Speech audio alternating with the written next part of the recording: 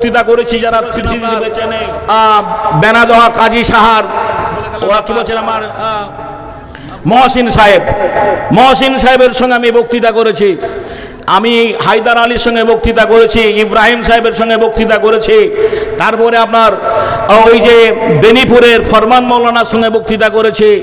এখন যে বর্তমানে বক্তা আপনার বদরুদ্দোজা নাদভী ওনার আব্বা হোসেন সালাবির সঙ্গে আমি একটা প্রোগ্রাম করেছি। সারা বাংলার যারা তাবর বক্তা গোলাম আহমেদ মুর্তজার মতো লোকটার সঙ্গে বক্তব্য রেখেছি। আমি সেই হাবিবুল্লাহ বেলালি। তবে আমি হিন্দু থেকে মুসলমান কেন হলাম এই কথাটা বলবো, একটা শর্ত আছে। সেই শর্ত হচ্ছে এই, যতগুলো লোক আপনারা এখানে বসে আছেন, যে আপনারা বলেন আল্লাহর ঘরে 1000 করে টাকা দেব, 1000 করে টাকা দেবো, আমি 5000 করে চাইছি না।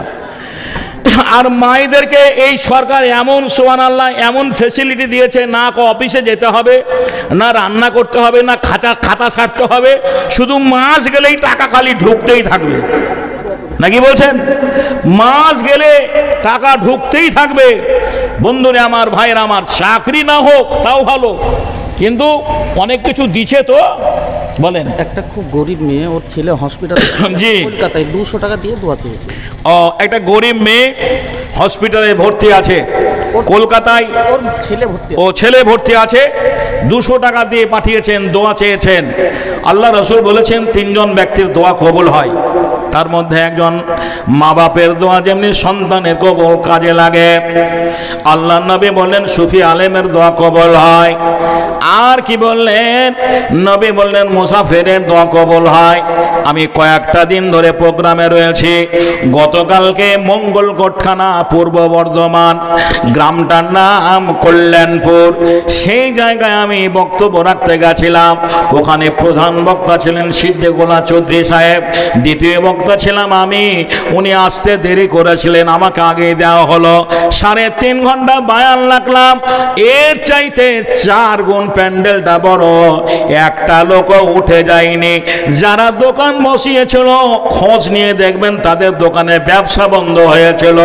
বন্ধুরে আমার, ভাইরা আমার, বলতে যাচ্ছিলাম আমি আজকেও একটা প্রোগ্রাম করে এলাম। ভাইদেরকে বলেছিলাম মাসর থেকে নিয়ে মাগরিব পর্যন্ত ফুলন্দপুর মাদ্রাসায় বক্তব্য রেখে এলাম।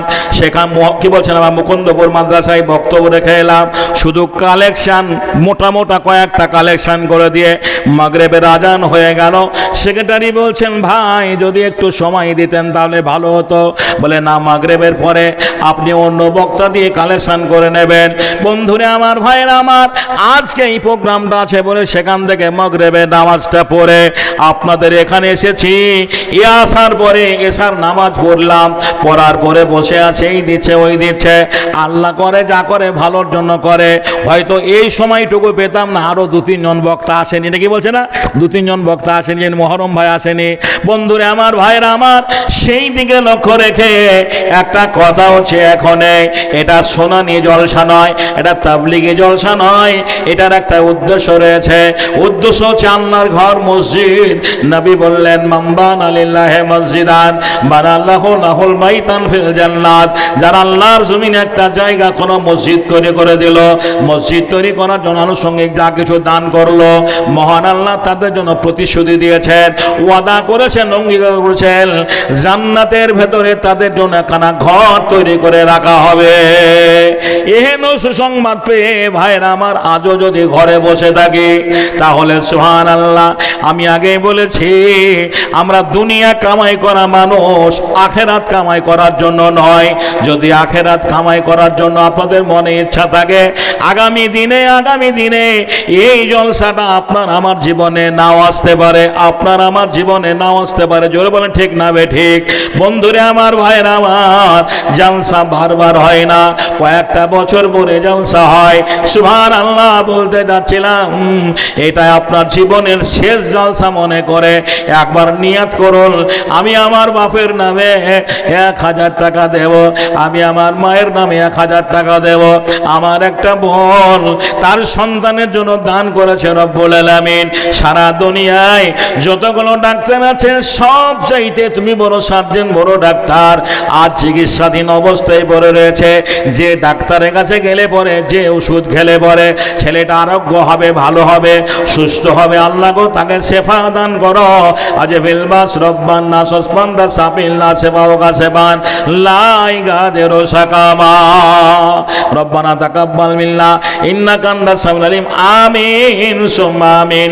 ও ভাই মুসলমান, মওতের আগে করো দান, এসব তোমার বেগানা হবে, সবই কিছু পরে রবে, আপন হইবে গোরস্থান।